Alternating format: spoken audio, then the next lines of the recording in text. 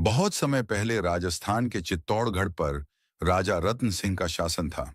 उनकी रानी थी पद्मावती, जो न सिर्फ अनुपम सुंदरी थी, बल्कि बुद्धिमान, साहसी और आत्मसम्मान की मूर्ति भी थी। यही कहानी है उस अदम्य साहस की, जिसने इतिहास में अपना नाम अमर कर दिया। चित्तौड़ में एक राजपुजारी था, राघव चेतन। गलत कामों के कारण राजा ने उसे दंडित कर निकाल दिया। अपमानित होकर वह दिल्ली के सुल्तान अलाउद्दीन खिलजी के पास गया।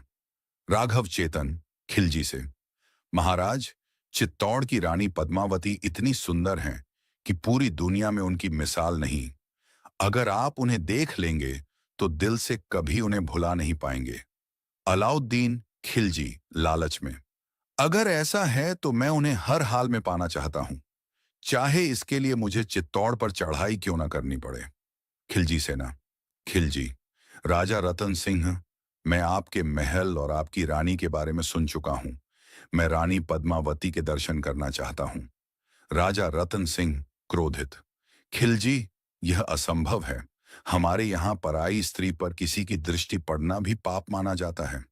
राजा के दबाव में खिलजी झूठी शर्त रखता है कि वह सिर्फ दर्पण में रानी को देखेगा।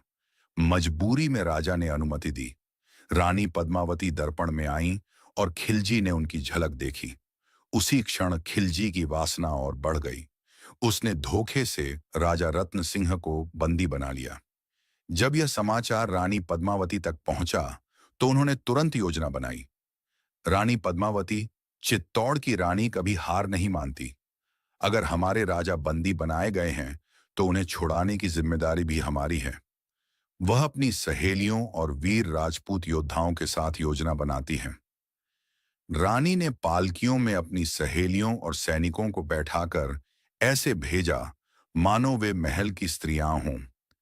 खिलजी के शिविर में जाकर उन सैनिकों ने अचानक आक्रमण कर दिया और राजा रत्न सिंह को छुड़ा लाई। अपमानित खिलजी ने विशाल सेना के साथ फिर से चित्तौड़ पर घेराबंदी कर दी। महीनों तक युद्ध चला। जब किले के टूटने का समय आया, तब रानी पद्मावती ने चित्तौड़ की स्त्रियों को बुलाया। रानी पद्मावती, बहनों, खिलजी की कैद में जाकर अपमान सहने से अच्छा है कि हम अपना जीवन बलिदान कर दें। हम जौहर करेंगे। सैकड़ों रानियां और स्त्रियां अग्निकुंड में कूद पड़ीं। रानी पद्मावती ने स्वयं भी अग्नि में प्रवेश कर दिया। उनकी यह वीरता और आत्मसम्मान इतिहास में अमर हो गया।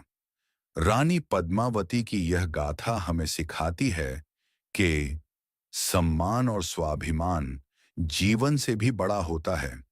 चित्तौड़ की धरती आज भी उस जौहर की गवाही देती है।